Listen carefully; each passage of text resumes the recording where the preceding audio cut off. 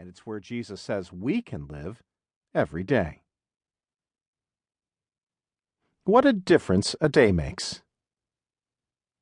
Throughout Scripture, God places a great deal of importance on the measurement of time we commonly know as a day, as well as on our present tense awareness of the day, this day, today, that we've been given the privilege of living. The account of creation, of course, is marked off in days. Evening came, and then morning, and God saw that it was good. Genesis chapter 1, verses 8 and 12.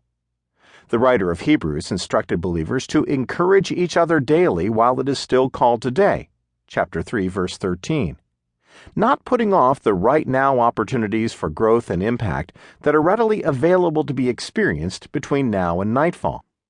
The writer of Psalm 95, in a passage that harkened back to the children of Israel's experience in the wilderness, challenged his readers to listen for God's voice today and not to harden your hearts like earlier generations who refused to be satisfied with what the Lord had provided them. Verses 7 through 8. After all, you don't even know what tomorrow will bring, said James, the brother of Jesus, in the Bible book bearing his name. For you are like smoke that appears for a little while, then vanishes. James chapter 4, verse 14. Today is really the only day we ought to be concerned about. So let's think about that for a second. Isn't it caring of God to compress our lives down into these series of days, into these easily conceived units of time? We take this regular 24-hour pattern for absolute granted. It's so baked into our infrastructure, we rarely stop to consider He could have opted to arrange our concept of time in any other way He wanted.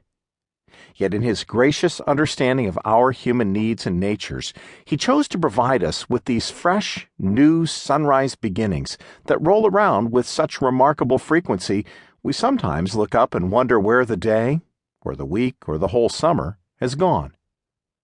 But there's a lot more blessing contained within these routine rhythms of life than we realize. We're people who, with such a limited sense of perspective, cannot really process the full span of our lives in one screenshot, can't wrap our brains all the way around it. We can, however, and God knows it, fairly easily grasp the distance between waking up today and waking up tomorrow.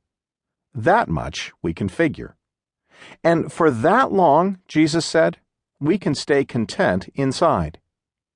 He knows we could never bulk up our contentment muscles enough to be able to support our full weight from now till the end of our lives without strain, without a hitch, without a depressing, exhausting sense of breakdown.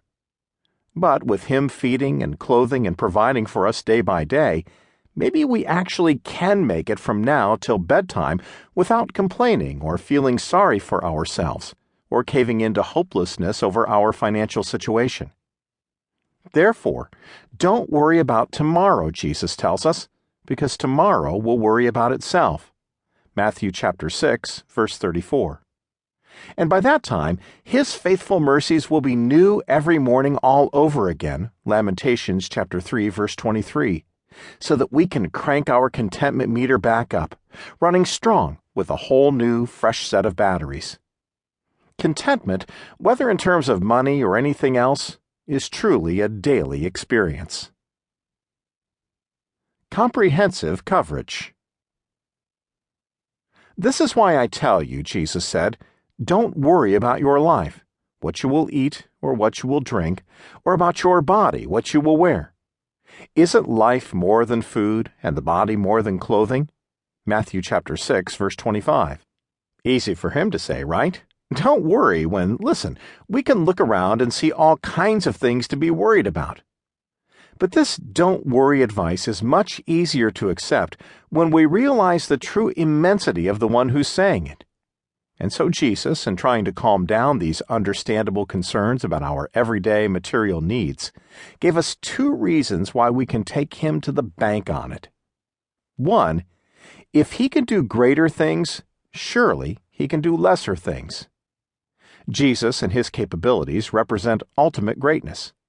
Apart from Him, not one thing was created that has been created. John chapter 1, verse 3. Not a single